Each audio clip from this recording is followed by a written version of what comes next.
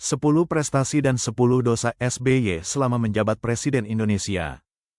Menjabat sebagai Presiden Republik Indonesia selama 10 tahun, 2 periode, tahun 2004 sampai tahun 2014, masa pemerintahan SBY sering disebut sebagai era bulan madu demokrasi dan komoditas. Susilo Bambang Yudhoyono, SBY, menjabat sebagai Presiden Republik Indonesia selama 10 tahun, 2 periode, tahun 2004 sampai tahun 2014.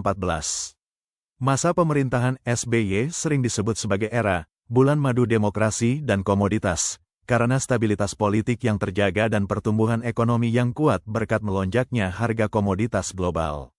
Namun, era ini juga tidak luput dari kritik tajam, terutama terkait lambatnya pengambilan keputusan dan skandal korupsi yang menggurita.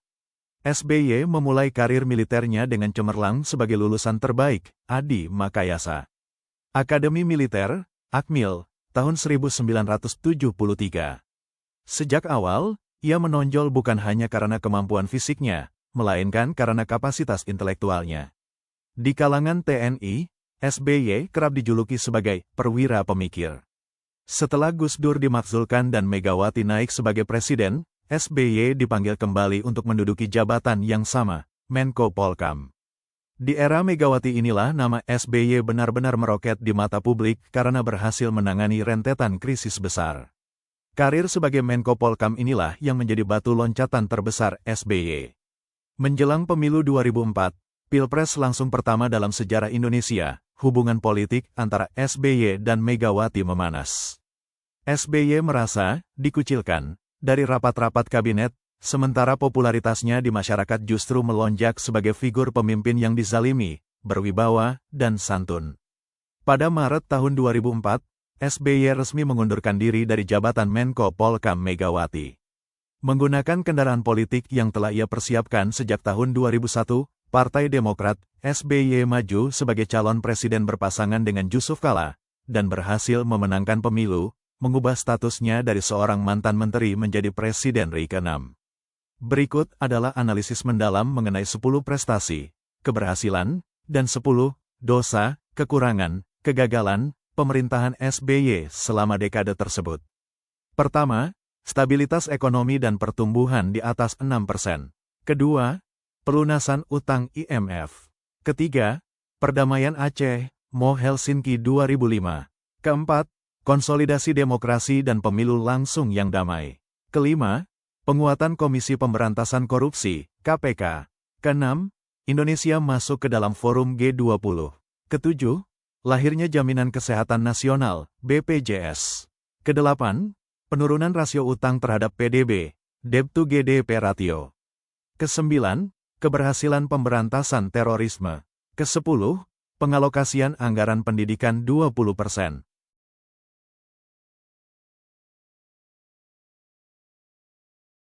Selain prestasi yang gemilang pada masa pemerintahan 10 tahun, ternyata ada catatan dosa SBY selama menjabat sebagai Presiden Republik Indonesia. Pertama, maraknya korupsi di lingkaran dalam partai penguasa. Ini adalah pukulan telak bagi citra SBY yang awalnya dikenal bersih. Kasus korupsi proyek Hambalang dan Wisma Atlet menjerat tokoh-tokoh kunci Partai Demokrat, partai bentukan SBY, seperti Anas Urbaningrum, Andi Malarangeng, dan Angelina Sondakh. Hal ini menciptakan persepsi bahwa korupsi justru tumbuh subur di halaman belakang istana. Kedua, gaya kepemimpinan yang lamban, autopilot, ragu-ragu. Kritik politik terbesar terhadap SBY adalah gayanya yang terlalu prosedural, pencitraan, dan lambat mengambil keputusan dalam situasi krisis. Ketiga, subsidi BBM yang membakar APBN.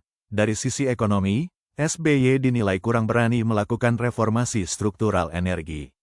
Kebijakan mempertahankan subsidi BBM yang sangat besar demi stabilitas politik, popularitas menguras ratusan triliun rupiah anggaran negara. Keempat, pengabaian pembangunan infrastruktur. Karena anggaran habis untuk subsidi BBM dan bantuan sosial, bansos, pembangunan infrastruktur fisik, jalan tol, pelabuhan, bandara, di era SBY cenderung stagnan. Kelima, krisis ketidakberdayaan hukum dalam kasus Senturi.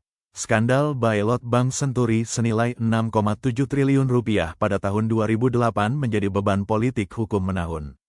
Keenam, Pembiaran intoleransi dan kekerasan terhadap minoritas, kasus persekusi terhadap Jemaat Ahmadiyah, Syiah di Sampang, dan penyegelan gereja, seperti GKI Yasmin, dibiarkan berlarut-larut tanpa ketegasan hukum dari pemerintah pusat untuk melindungi hak konstitusional minoritas.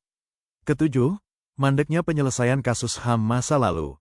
Janji untuk menuntaskan kasus pelanggaran HAM berat masa lalu, termasuk pembunuhan aktivis HAM Munir Said Talib yang tewas diracun di awal periode pertama SBY, 2004, tidak pernah selesai sepenuhnya. Kedelapan, politisasi penegakan hukum. Meskipun KPK bergerak progresif, muncul kritik bahwa penegakan hukum di era SBY kadang digunakan sebagai alat tawar-menawar politik. Kesembilan, deindustrialisasi dini, premature deindustrialization. Pertumbuhan ekonomi yang tinggi di era SBY sangat bergantung pada ekspor bahan mentah, batu bara, sawit, CPO, karena adanya komoditi boom. Akibatnya, sektor manufaktur, industri pengolahan justru menyusut. Deindustrialisasi membuat struktur ekonomi Indonesia rapuh dan sangat tergantung pada harga pasar global. Kesepuluh, warisan proyek mangkrak, termasuk Hambalang.